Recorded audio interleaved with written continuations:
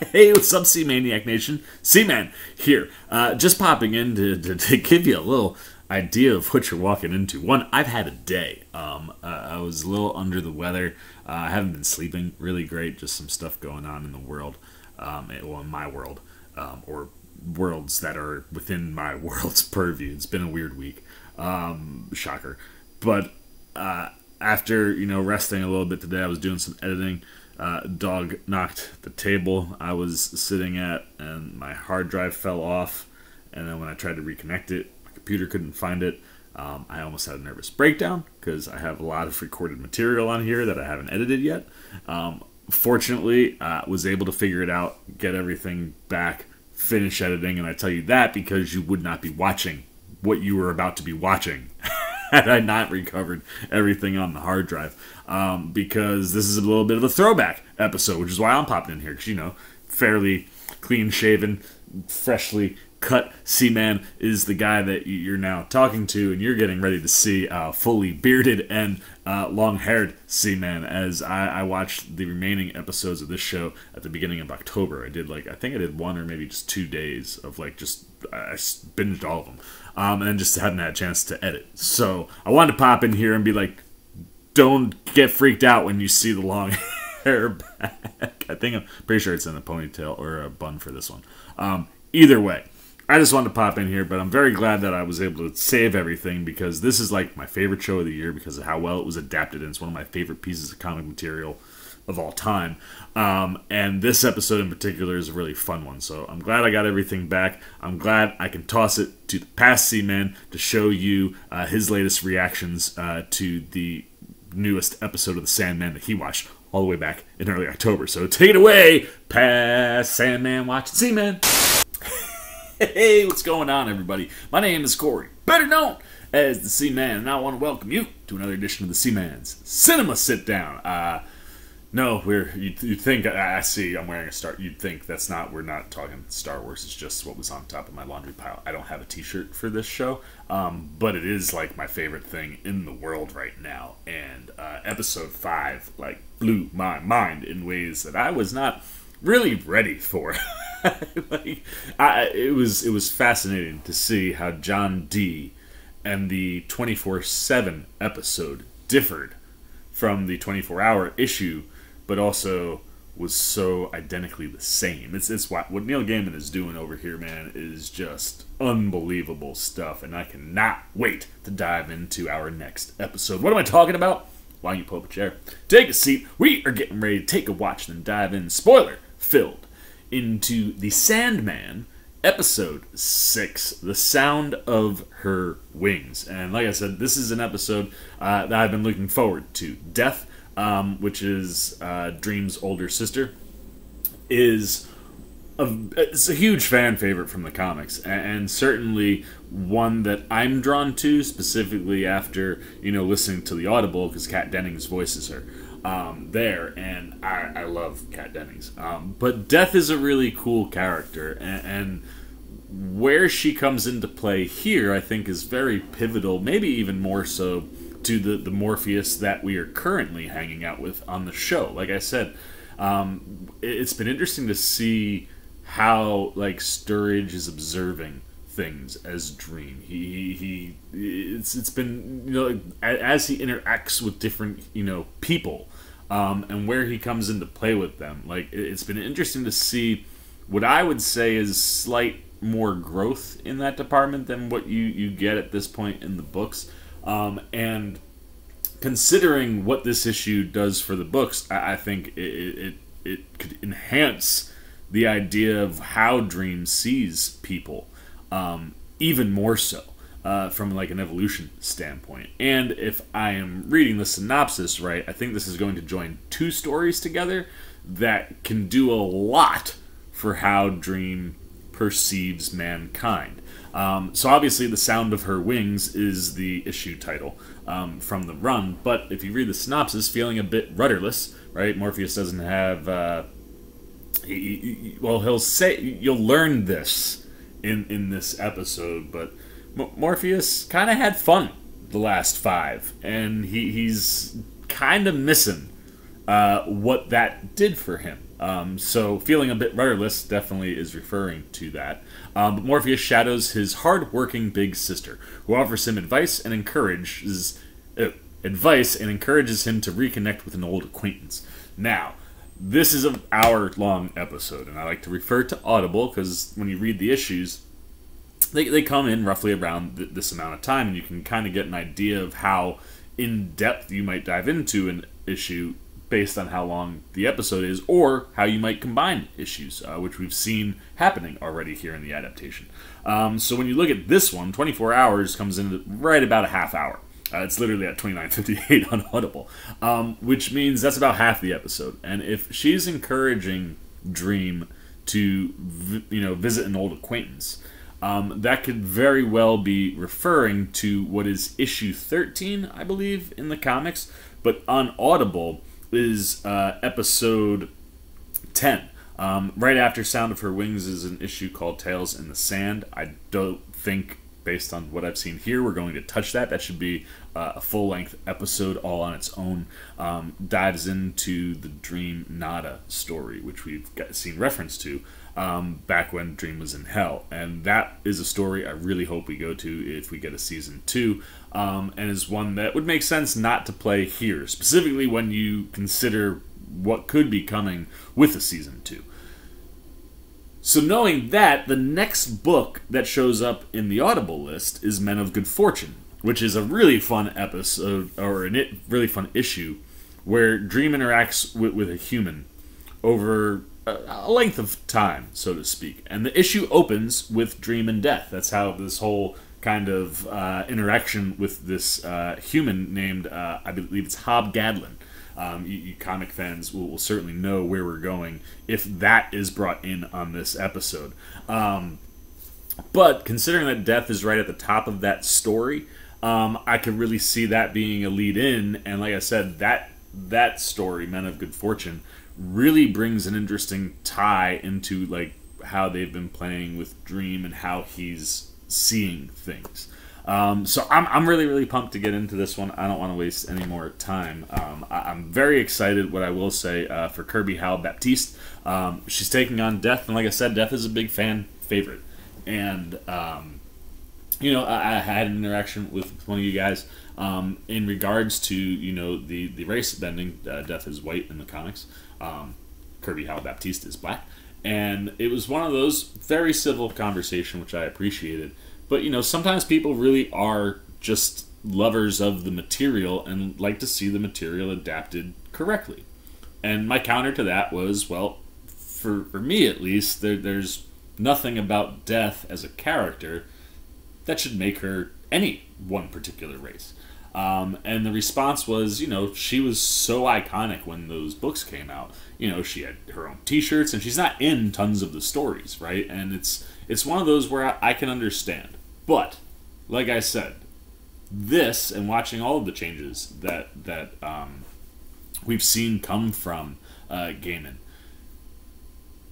this is a show and this is a writer who's very about inclusivity and giving opportunities to people. And I think most of the casting probably came down to who was the best in the room.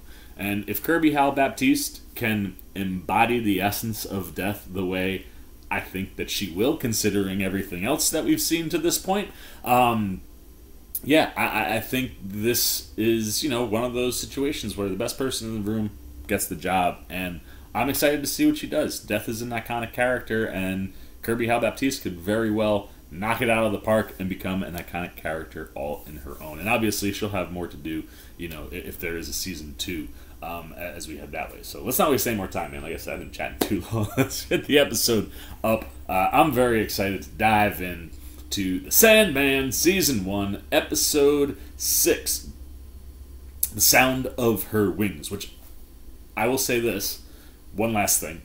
This is going to kind of be like a palate cleanser, table setter, so to speak, in the sense that in the books, the story that we just ran through, right, the kidnapping and then the recovery of his tools, very much its own kind of story. And then that is followed by what Episode 7 is titled, and it's the run in the books where, the first half is kind of almost issue by issue. They're kind of standalone.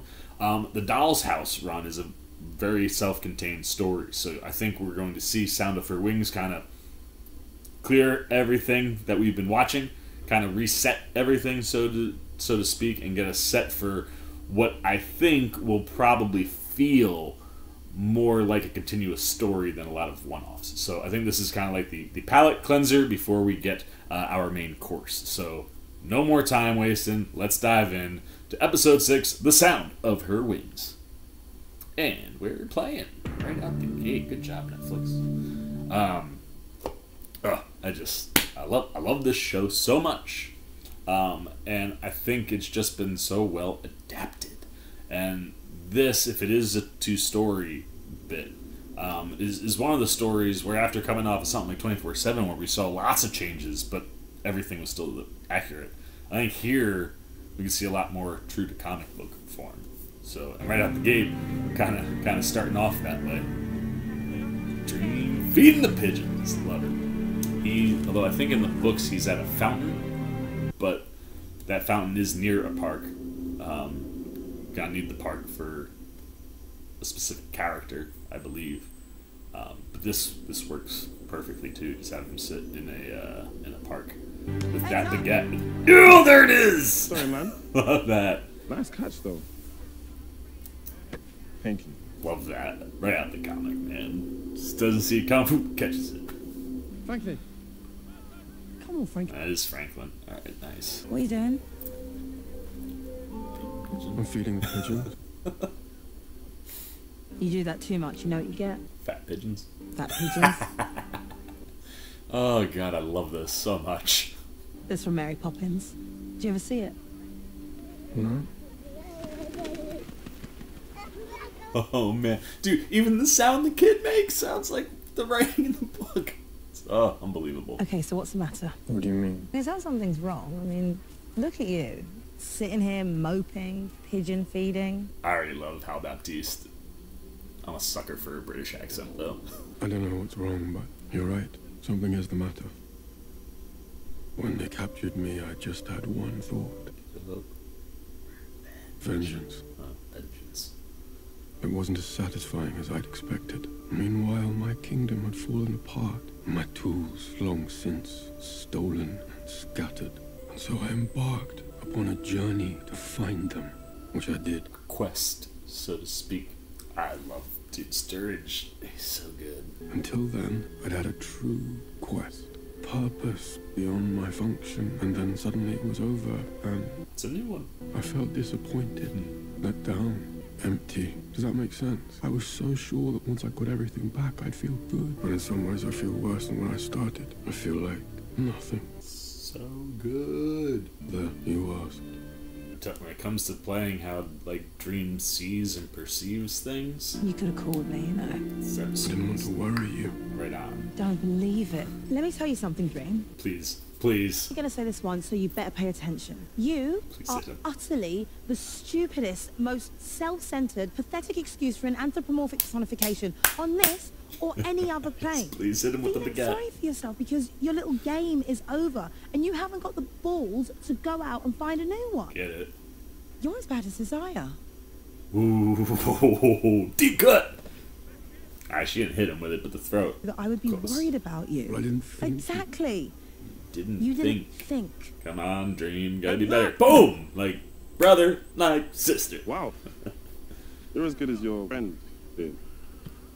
He's not my friend, he's my brother. And he's an idiot. I'm just feeding the birds. I can't stay here all day, I've got work to do. You can come with me if you want. Ride shotgun, kid. I'll come with you, I suppose. Well, don't do me any favours. Sorry, before you go, could I maybe see you again? Sure, Franklin. You'll see me again. Seriously? Soon. Okay, cool. Yeah, let me just get your number and... Wait, how did you know my... Oh, it means bad things for Franklin. Never want death to have an appointment with you. Yeah. Alright, here's an ad. None for me, thank you. They're good for you. I'm not hungry. There you go. Thank you. It's a gift. Aw, thank you. That is delicious. What?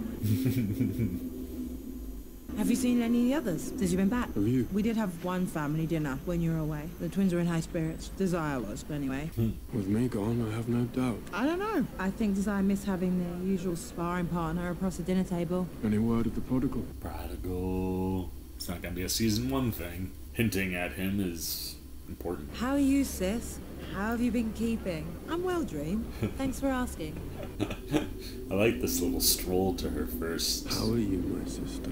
How have you been keeping? I'm worried about my brother. And I'm enjoying this apple. Oh, there we go. Can you hear it?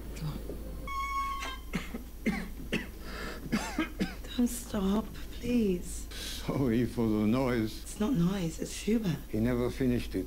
Forgive me, I am Harry. I know who you are, Harry. It's in a little bit better shape than the comic version. No. Not yet, please. It's time. Can I just... Seeing Dream observe like this is fun. The curiosity in his face is so good. Shema Yisrael, Adonai Eloheinu, Adonai Echad. Hear, O Israel, the Lord is our God, the Lord is one. I'm glad I said the Shema. My old man always said it would guarantee you a place in heaven if you believe in heaven. I look so old. So empty. He's described as like an empty shell on the Audible. Now what? Now's when you find out, Harry. Nailed that one. Yes! It's one of my favorite things that you can't really see or feel or hear the way you can like in a show is the sound of her wings. You get these big shadowy panels with the sound, but seeing it envisioned that way as she took, oh man, that was so good. Doesn't feel like they're headed to a comedy club. Maybe we're getting a new appointment. My sister, when I was captured, it wasn't me they were looking for. It was you. Yeah, I know. That hurts. What are you doing? Taking my shoes off. You should take yours off too. It's good to touch the earth with your bare feet. Good distraction from that conversation. I like that though. Like the way that Death is interacting with Earth and people, like you can see how this episode is gonna have some kind of an impact on Dream. I'm sorry. Do I know you? The reaction when people realize. No. No. I need to talk to my wife for like 1 second. Sam. You don't understand. All our flight information is on my phone. I just need to give her the code. I'm so sorry, Sam. But we're on a honeymoon. Your time's up. Sam? Pretty sure the canoe was upside down that was floating on the water when they looked over there before. Come on now.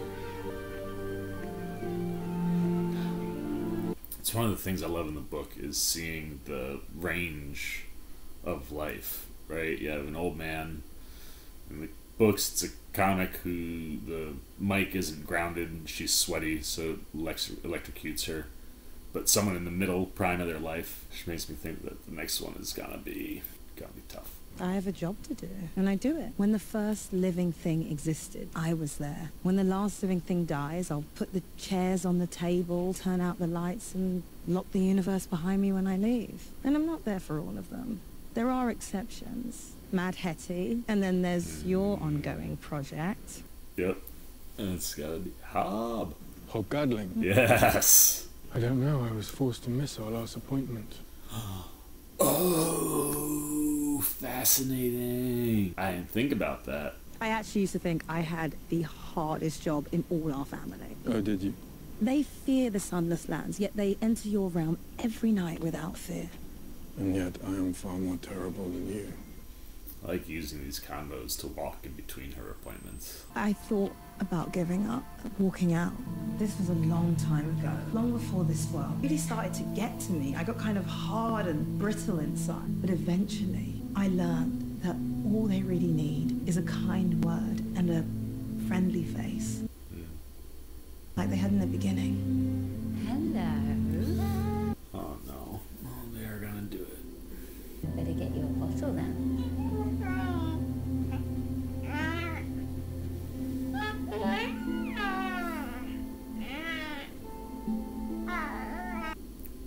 tilting his head. Like, wait. Yeah. I'm afraid so. So there is, little one. That's all you get.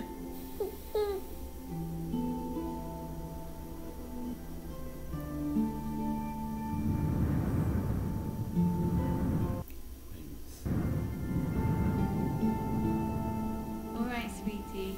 Lunchtime. We can go. Lovely. I find myself wondering about humanity. I'm glad that we didn't have to hear her scream. Oh, I thought we were gonna hear the mom. Why do they fear the sunless lands? It is as natural to die as it is to be born. People may not be ready for my gift, but they get it anyway, no matter what the circumstance. Man, they were gonna just crushing this. Like, this show is so good.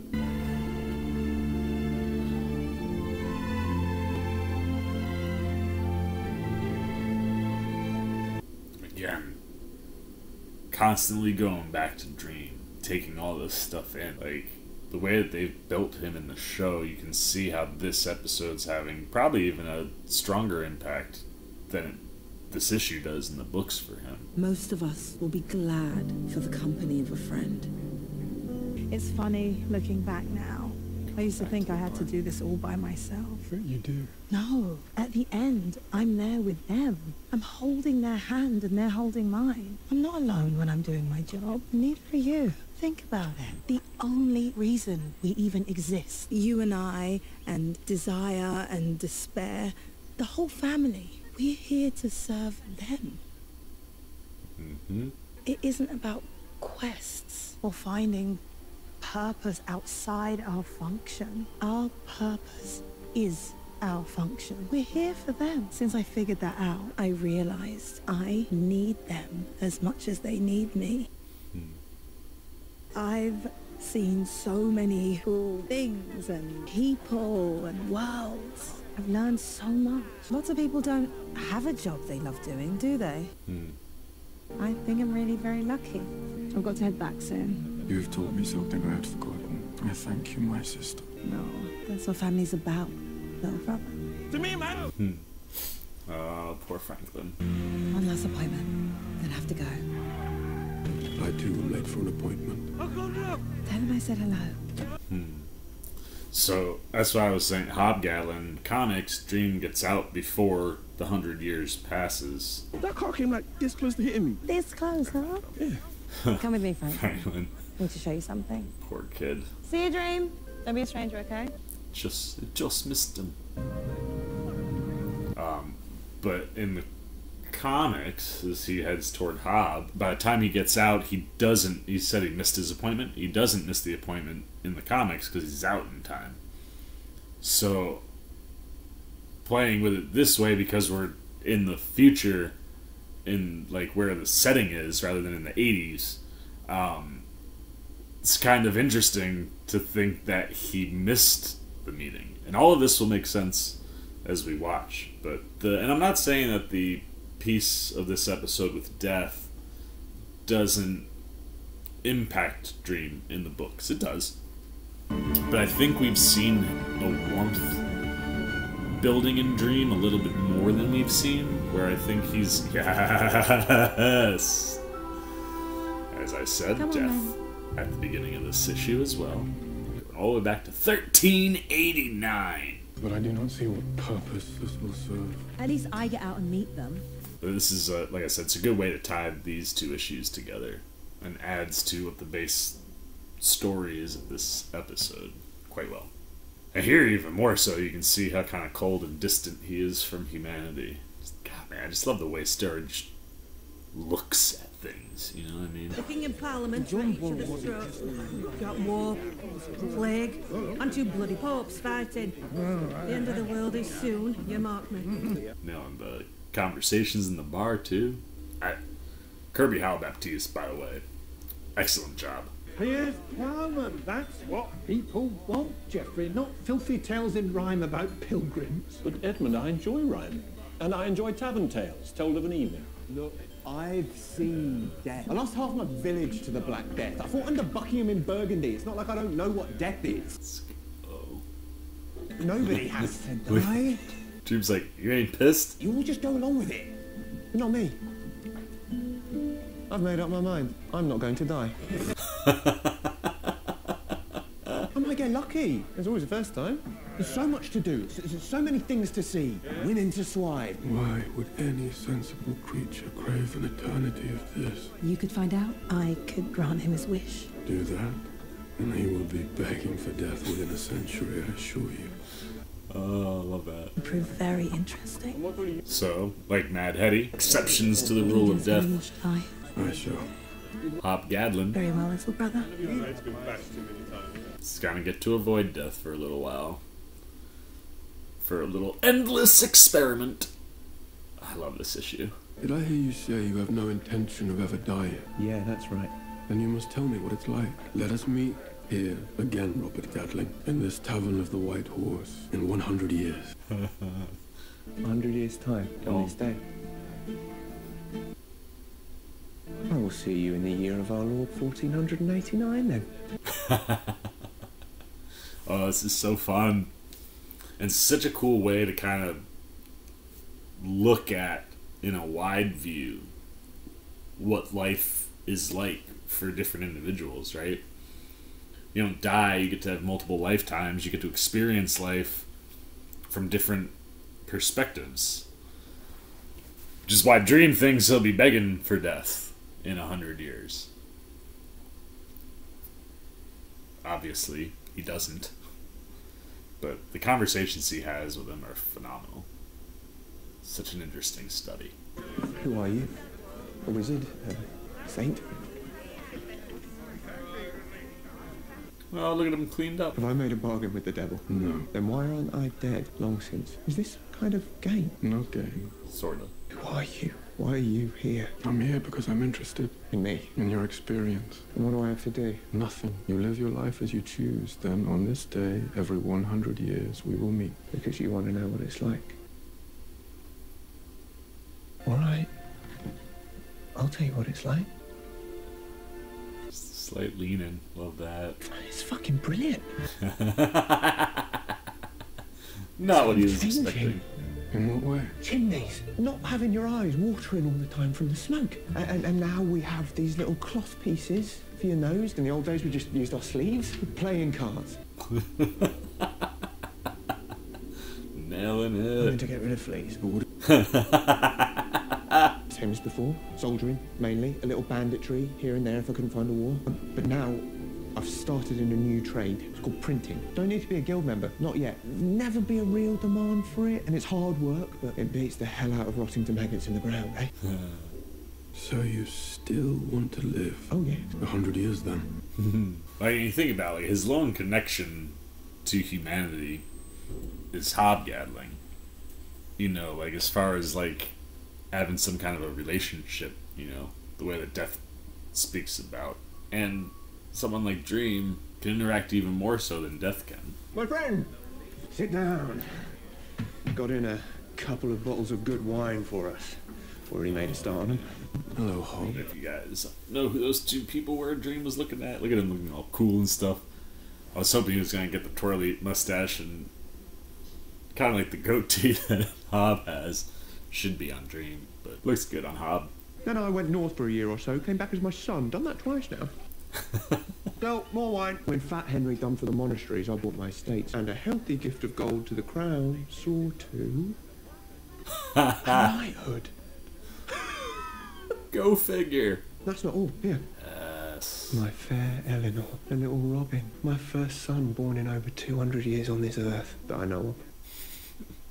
It's funny. This is what I always dreamed heaven would be like. Way back. It's safe to walk the streets. Enough food. Good wine. Life is so rich. God's wounds. If only I could write like you. In Faustus, when you wrote, Yeah. he loves thee not. Will, sit down. The God thou servest is Will and Kit, do you know who they are? and loved. of Beelzebub. To him I'll build an altar in the church and offer up lukewarm blood of newborn babies. I would give anything to have your gifts. To give men dreams that would live on long after I'm dead. I love the way this perks Dream's ears up. Who is he? His name's Will Shaxford. Will Shakespeare. Is he good? No, it's crap. That chap next to him, Kit Marlowe. he's a good playwright. Christopher Marlowe. Shakespeare's like lone competition, I guess, back in the day. I love that. I love what's about to happen as well. William Shakespeare not being a good playwright doesn't make a lot of sense, right? It's phenomenal. So cool the way Gaiman plays with Dream popping into history. Have we met? We have, but men forget in waking hours. I heard you talk, Will. Would you write great plays?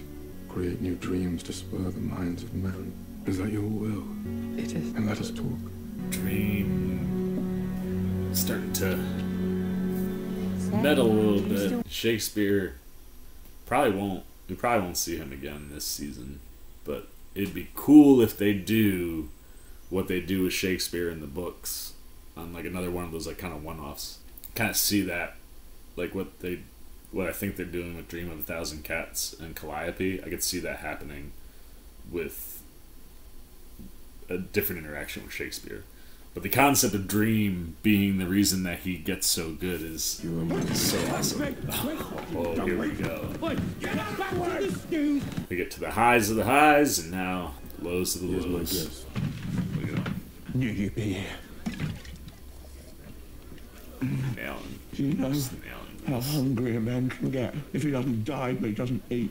I lost it all. My land, my gold, my Eleanor. She died in childbirth, the baby too. My boy died in a tavern brawl when he was 20. I didn't go out much after that. It's like so spot. They tried to drown me as a witch. I'd lived there 40 years. I look confident. Got out with my skin a little more. It's amazing that I still get surprised that it's this accurate sometimes. I've hated every second of the last 80 years. Every bloody second, you know that? So do you still wish to live? Damn right. Are you crazy? I love it. I love it so much. It's a mug's game. I've got so much to To live. live for. So Dream just fascinated. Now can we order? 'Cause I'm about to eat the fucking table. Yes. White Host. That leads us to Lady Joanna Constantine. And literally, when you see how short her stint would have been, it makes so much sense why they made it Joanna Constantine. Because she's so good and she would have gotten no time on the screen because this is a real quick bit. Now first the colonies, now France. You ask me, this country will be next for a revolution. I've been salting money away all over the world. First sign of trouble, I'll be out of here like that. But in the meantime, I'm in the shipping business. There's a new system where they take English cotton goods to Africa, get a cargo of Negroes, pack them in like sardines. Same ship takes them across the Atlantic, then comes back here with raw cotton, tobacco and sugar. It's a poor thing for one man to enslave another. Love Dream's response here. I suggest you find yourself a different line of business, Robert Gatling. You're giving me advice? After 400 years, what happened to live your life as you choose? The choice is yours. Would you take that choice away from others? Mm-hmm. Now, this is stuff like this is what makes Gatling so fascinating, right? Like his perspective for things. I saw a production of King Lear yesterday. Mrs. Siddons has gone wrong. Idiots are giving it a happy ending. That will not last. The great stories will always return to their original forms. That lad. Will Shakespeare. He turned out to be a half-decent playwright after all. You made some kind of deal with him, didn't you? Perhaps. What kind of deal? His soul? Nothing so crude. 400 years now I've been meeting you here, and there is so much I still don't know. Who are you, truly? What's your name? I might ask both of you that same question. Boom! Get it, Jenna Coleman. So good. And such a different take on the character. Smugglers by trade, although they're only too glad to augment their earnings by slitting throats. If you move, they'll slit yours. They tell of a tale in these London parts that the devil and a wandering Jew meet once every century in a tavern. 2 years passed, sewn into the shirt of a dead man. I found this. Is that meant to be me? I look terrible. Sharing gifts, immortality. which will now share with me. Well, have you nothing to say? I am no devil. And I'm not Jewish. What manner of creatures are you, then? Who wants to know? I'm Lady Joanna Constantine. You will both follow me, sir, as my coach is without. I can see there is so much you can tell me, so much I can learn. Seeing this, you can understand why Gaiman wanted to keep Jenna Coleman around, because it's such a quick bit, and she's phenomenal. This is gonna be great. Oh, fun! Oh boy, Hob. Wait.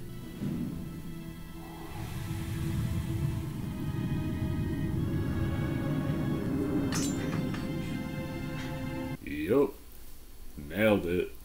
Right down to the white eyes. No, not you.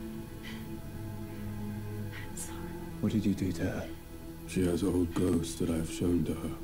You need not have come to my defense. Still, I didn't want to be drinking alone here in 100 years' time. Oh, this issue could finally give us a look at an angry Morpheus. It will not be safe for you. I'm perfectly safe. I can't die, remember? Aye, but you can be hurt or captured. You must be cautious. That's Always. fun. Dream doesn't even think he could be captured, per se. You know, not safe for Hob. Ain't safe for him. First I met a corner in a regiment of dragoons. 1889. Oh, you gave us a start. For a Nailed second, I it. thought you was bloody Jack yourself. No. No, I know that, sir. Just joshing ya. But this episode could give us our first look at, like, angry Sturge. Very, very And fascinating maybe to a see quick how bum he dance. plays it. 'Cause he's Give been us so an hard ride contained with so your cream far. stick. So foul. Luke, There he is. Get yourself a drink. Maybe just one. sorry about Lushing Lou. Lushing Lou. Lushing Lou. Is that what they call her? Well, in here they call her the hospital. Why? Because she's in them a great deal, and because she sent so many men into them. No idea what her real name is. Louise Baldwin. Her father was in the British Army. Her cousin raped, impregnated, and deserted her when she was just a child. Changes the circumstance of that woman a bit. Saw her again, you know. Lady Joanna. She undertook a task for me and succeeded admirably, I might add. I think perhaps you've changed. You're right about the slave business. Learnt a bit from my mistakes. Doesn't seem to stop me from making them. It's the way he represents all of humanity. I think I know why we still Here meet we here go. century after century. It's not because you want to see whether or not I'm ready to seek death. I don't think I'll ever seek death. I think you're here for something else. And what might that be? Friendship. Oh. I think you're lonely. You dare. No, look, I'm not saying... Dare suggest one such as I might need your companionship. He's staying, but oh my god. Yes. Yes, I do. Then I shall take my leave of you and prove you wrong. Ooh. I love Sturge's take, man. It almost hits harder. You know, like a parent telling you they're disappointed in you. If you're here then too, it'll be because we're friends. No other reason. Right? Fuck.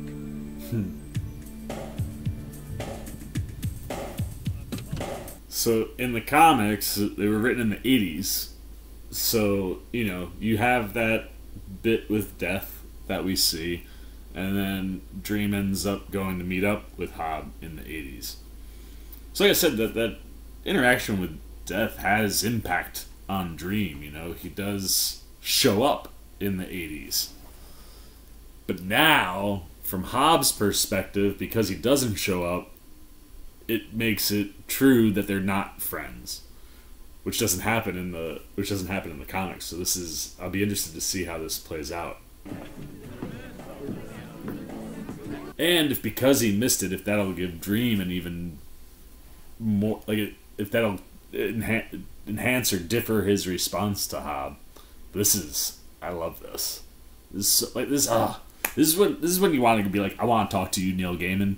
You know what I mean? And like, think about, why didn't you just set it in the 80s? Be funny to have an 80s Dream running around. We got a menu now. What's the oldest you got? What? I've got a Glen Grant, old enough to be your father. I'm older than I look. That's funny. Fascinating that, like... You waiting for someone? I think I've been stood up. We had a fight last time we were here. This is so cool. Man, I'm just... so good. Wish I could say I was drunk at the time, but I was just an idiot. I've seen plenty of friends get in fights in pubs. Even more of them laugh about it together later. Maybe in another 100 years. You'll have to have found a new pub by then. This place has been sold to make room for new flats. Oh no. Well, I guess that explains what Dream was looking at the beginning. Pour you another one while you wait? Huh. Please. The way he's taking that in right now. One of those, like, if there was a miss for a reason, Dream won't be able to come back and find him. There it is, the imprisonment. Closed down area that was never fully, doesn't look like it was ever fully renovated. The new inn. Oh, yes. He definitely took that old man's advice and bought himself something of his own. Oh, how fun. Find him?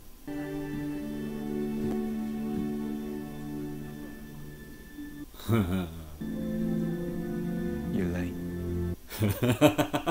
Seems I owe you an apology. I've always had it impolite to keep one's friends waiting. Oh, that's awesome.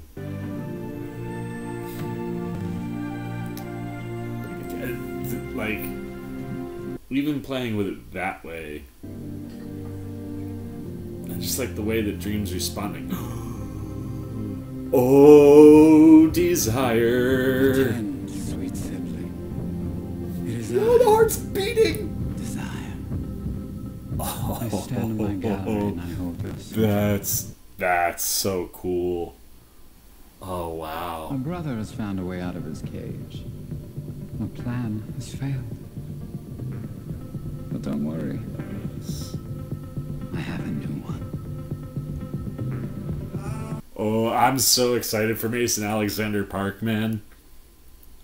Like, they just visually, outside of having light hair, right? In the comics, Desire has dark hair. But outside of that, like, everything else to Park, it just screams Desire. So I'm so excited to get in to, like, the Desire. Oh man, the Doll's House is such a great run in this series, man. I can't.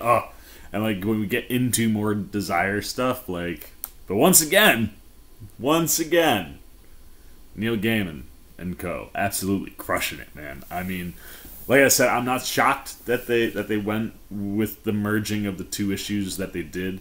I think the sound of her wings, you know, like I said, it's one of those things where you saw Gaiman shuffle the placement of that and Men of Good Fortune in Audible, right? Like, Men of Good Fortune, I think, is like somewhere in the 13-14 range, and it's in the middle of the Doll's House, which, when you look at it from like a television storytelling perspective, would really kind of break the run up a bit. So sliding it forward for the Audible made a ton of sense, and when you listen to the Audible, it does flow much better. I'm not going to lie to you. I think going into the Doll's House, I'll probably read the whole run, considering how we've seen Gaiman and co. move things around. But I also think that storytelling is going to be much more fluid, whereas like the first half of storytelling was very, very episodic. You know, they kind of were all standalones. And this episode is a standalone as well, but like I said, it's kind of a palate cleanser, right? To get you ready for this next chunk of storytelling, which is going to be so much fun. But as far as the adaptation of The Sound of Her Wings and Men of Good Fortune, I mean, this stuff is spot on, man. I mean, just like watching it all come to life is amazing. And we'll start with the end of the episode, simply because it's the thing that's most fresh. Like I said, I can't wait for Desire, and I think Mason Alexander Park looks phenomenal. And even just a little bit of their performance that we get at the end there feels very spot on. Now, that being said, you're going to be like, what's going on? Well, in Desire's realm, where Desire takes up residence is in this massive statue of themselves. And in the comics, it's a little bit more gruesome looking. I should probably go back and take a look at that image again. Because in the comics, it's like skin flaps are like peeled back kind of stuff. It's a little gruesome, but then inside is the heart. I was so caught up with the heart beating, I wasn't looking for the skin flaps. But then inside the heart, it's awesome. Like, one of the things I love with Audible is getting Gaiman, doing narration, because he probably is reading things from his original scripts where, he's describing characters or locations for the artist. But then there are definitely times where he adds in narration to enhance what the listener is getting inside of the storytelling. And one of those things where, like, when you take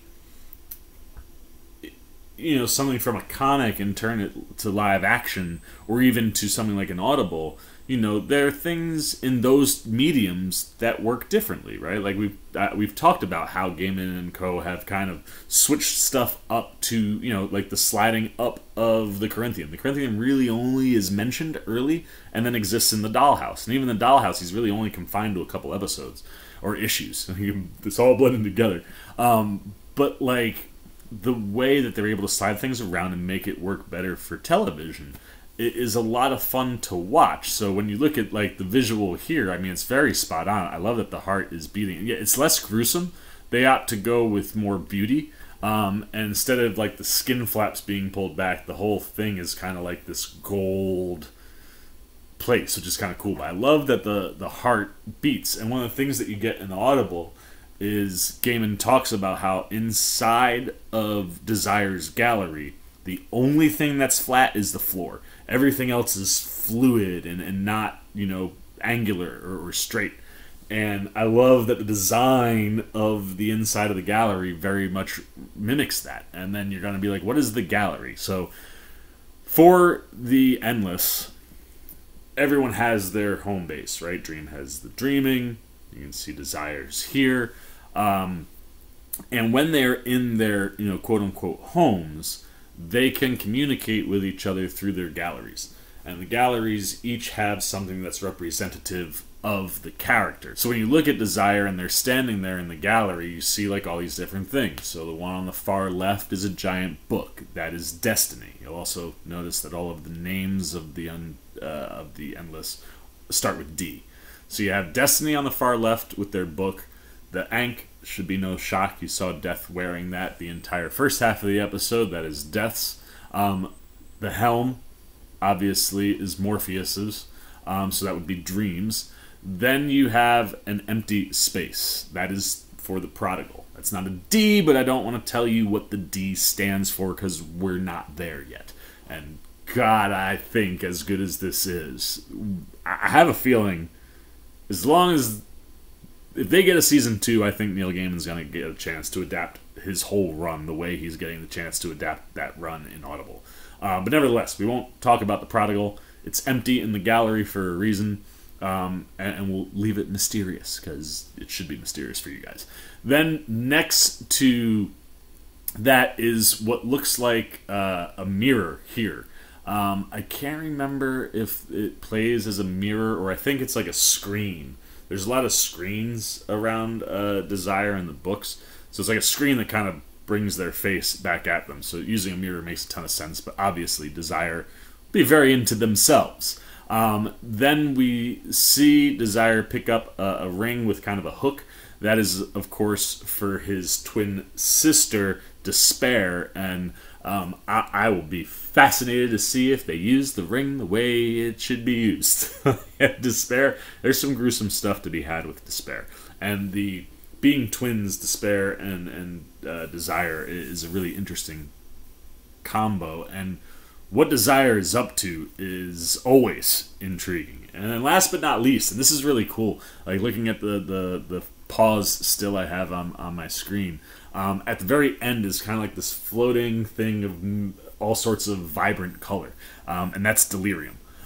Delirium is the last of the younger siblings, right? So you have the 3 older siblings and you have the 3 younger siblings, and they all kind of hang with each other, so to speak, or lean on each other. Like you'll see Dream go to Death or interact with Destiny before he'll just willingly go talk to Desire for anything. And Delirium's a really cool character. Another one that I won't really say anything about because we won't really meet all of these characters until after this season. But I just love the visual representation of Desire's gallery, and we should we should see one more gallery in the show for this stretch that we're in. But I'm loving Desire's gallery, man. The whole look, and it feels like the interior of a heart. It's very, very cool.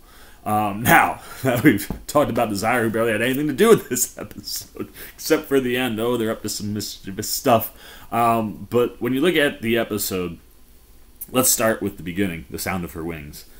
Phenomenal. First and foremost, like I said, I loved that they did put in the shadow of Death's wings moving and the sound. It's one of those things where it's like, the issue is titled The Sound of Her Wings. You don't get to see, well, I mean, you can read sound, you don't hear it though, but the panels very much are these big shadowy wings, and then the sound of flapping. And on the Audible, you can hear the flapping, obviously you can't see it. So to get the combo in that episode was awesome, and I thought they did a really, really good job of staying true to the book. I mean, right down to some of the stuff, like every episode we've seen thus far, ripped right off the page.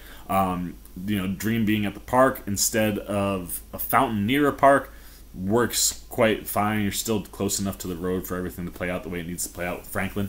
I love that he was feeding the pigeons. I love that whole conversation is almost verbatim, just ripped right off. Like, I'll tell you, man, like Neil Gaiman, while I would love to talk to him to find out how fun it was to readapt stuff, also be like, this had to be one of the easiest things you've ever done, because the script was basically written already. And it's not shocking. Like, when stuff is as good as it is on the page, why change it? You know what I mean? Just make it come to life. And that's what they've been doing. And, I mean, the whole bit, I mean, from Franklin's start to beginning, nailed that stuff. Look, for me, I don't think that I have any issue anywhere with Kirby Hal Baptiste being cast or her performance. I mean, she's spot on, man.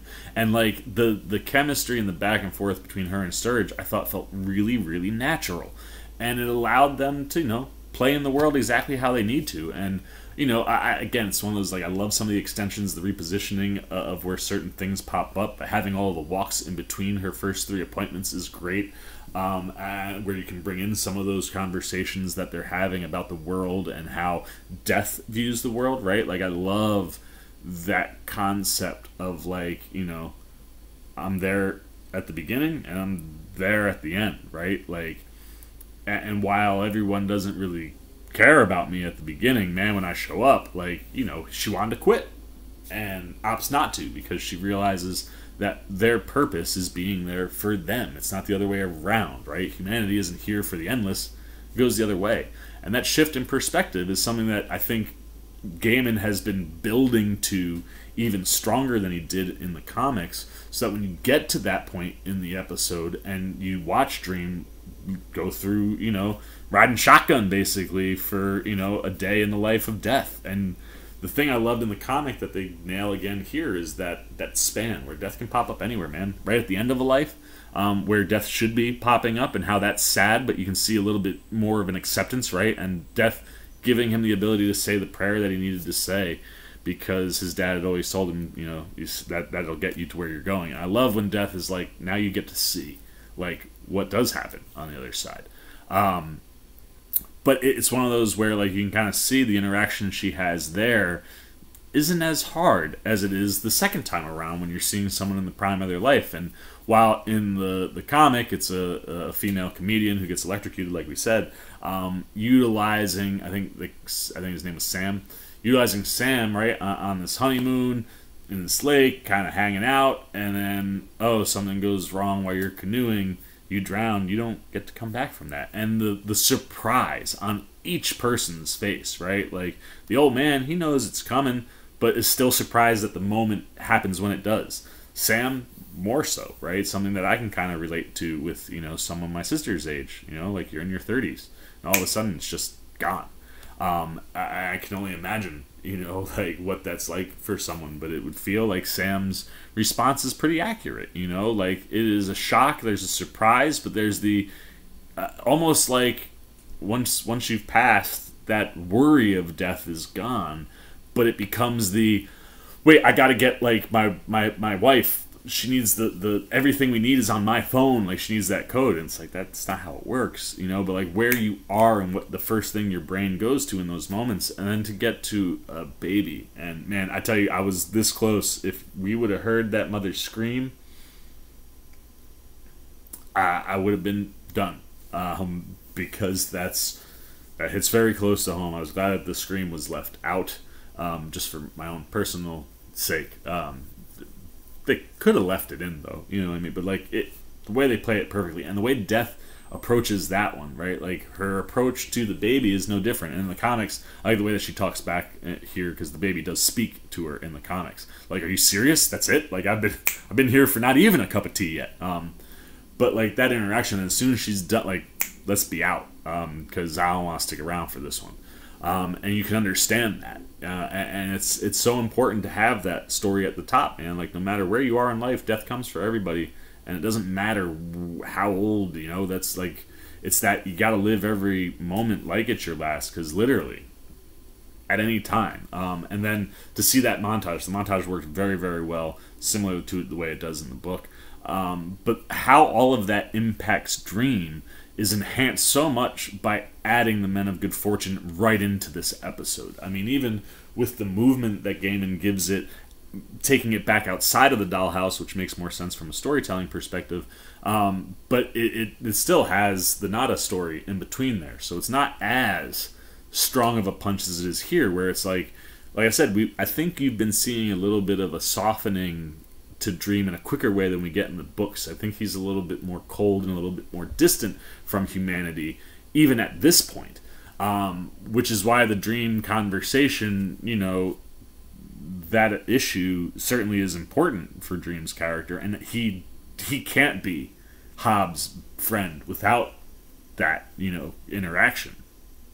But kind of the way that he's been viewing things that we've seen thus far, and just in the small interactions, you know, like with Joanna and stuff, like the small impacts and things that he has experienced, that he experiences in the books, I think it's really translating stronger to how Dream is changing. And adding the Hobbs story here, like, again, really enhances that element of the Sound of Her Wings story. And, you know, it's a slide that makes a lot of sense. And again, you start with death right at the top, and then the whole episode is about death, right? Like, that whole issue, rather, I keep saying episode, that whole issue is about death, and the fact that Hob Gadling thinks that death is stupid. Like, there's no reason to die. There's so much to live for.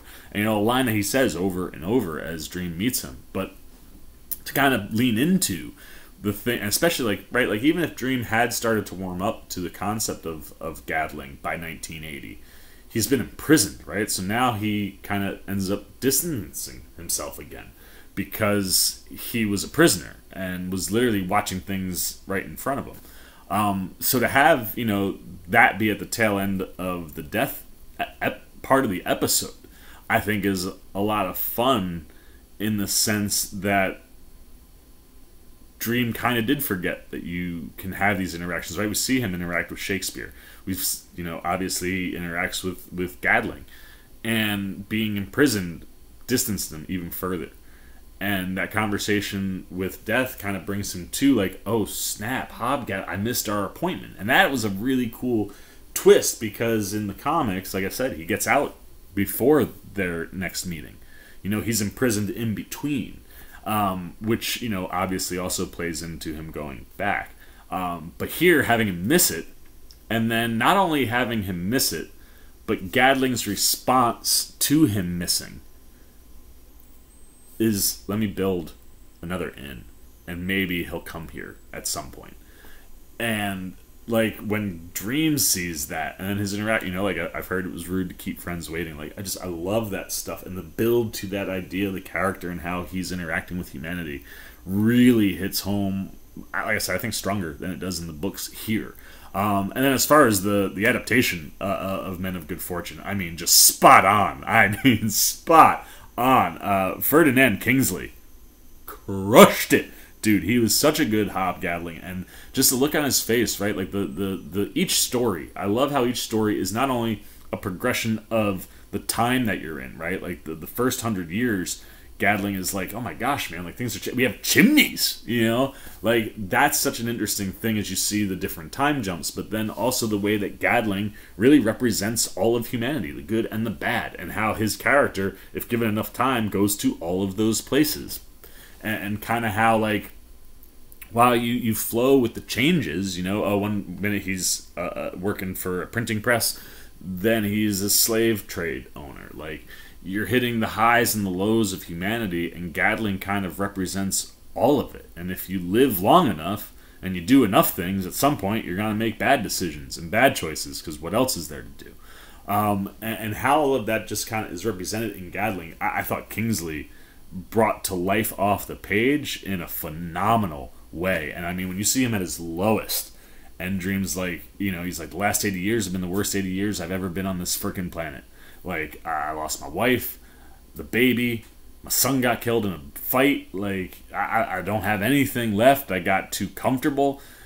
And Dream, you know, you almost see Dream kind of perk up a little bit and be like, so you're done. You're ready to die then. And I was like, death is, like, that's just a nonsense game, man. Like, I just got so much to live for. And, like, at his lowest, the look in his face really pops. And like I said, all those interactions are phenomenal, and then when you tweak stuff up because we're going to drop it into 2022 instead of 1989, like that interaction with the pub owner and the way Gatling, you know, is constantly changing his own perspective. It's a lot of fun to play with. It's a lot of fun to see brought to life, and it really does just absolutely 100% nail it once again. And I'm really excited to see how this episode affects Dream going forward, right? Like I said, it's smack dab in the middle where you've done 5 episodes, we've got 4 left, and this one kind of, like I said, is your palate cleanser and tees you up. It tees the character up for this run where I'll be interested to see how he interacts specifically with the character that we will be meeting.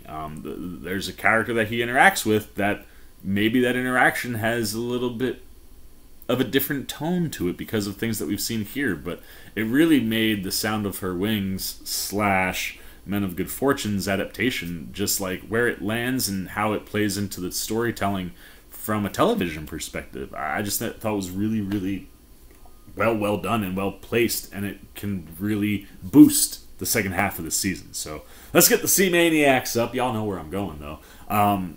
Another phenomenal adaptation. Like I said, these two stories make a lot of sense being put together. And when you're talking about being with death for half of an episode and then an episode that is all about death, makes a lot of sense. The adaptation is wonderful. The performances are fantastic. Like I said, Ferdinand Kingsley as Hob Gatling was just wonderful.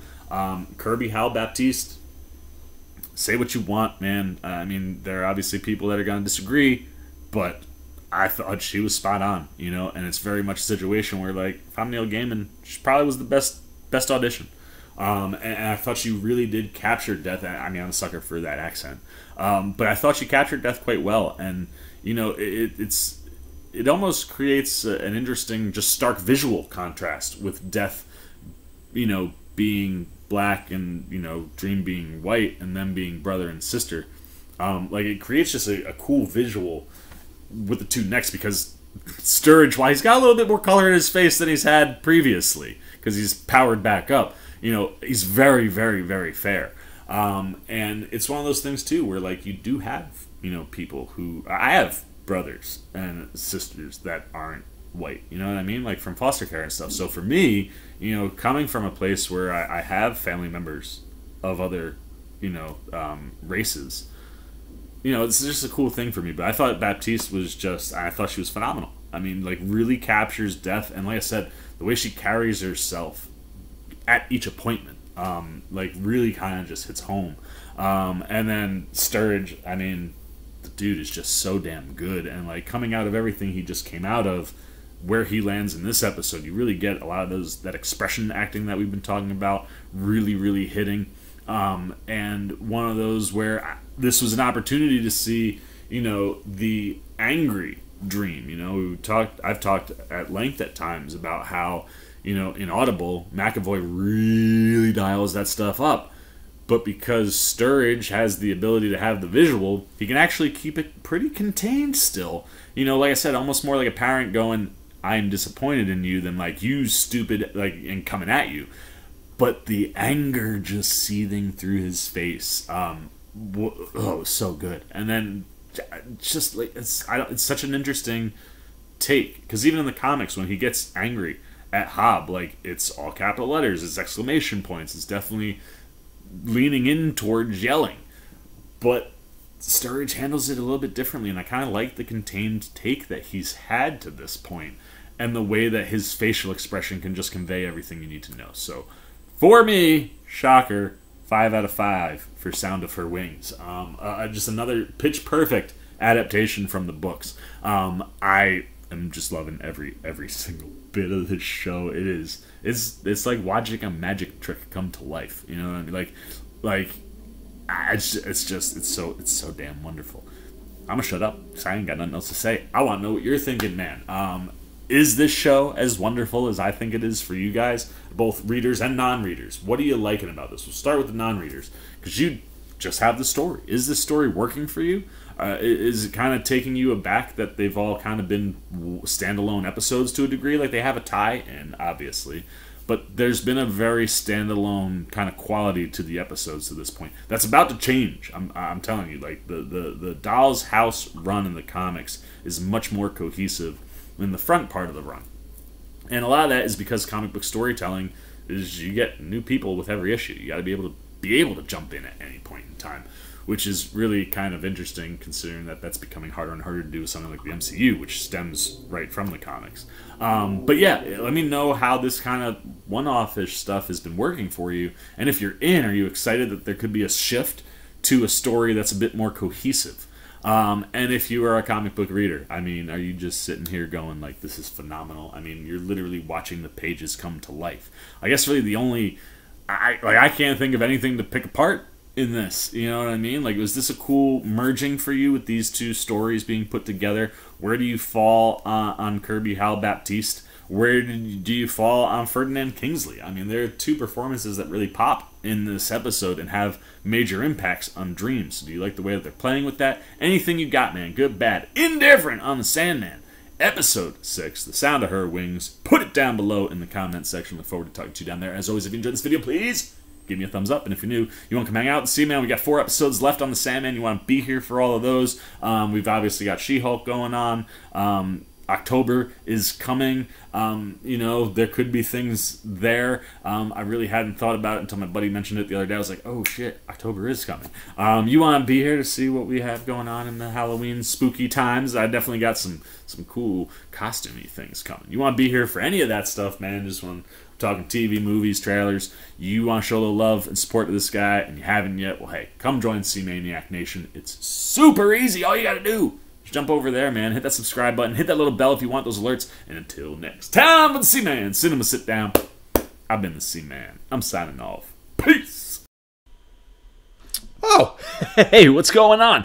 You must be sticking around because you're looking for more content featuring this guy. Well, guess what? You're in the right place. You can check out more videos right here and right here. And if you have and you want to come join that C-Maniac Nation, you can hit that subscribe right over there.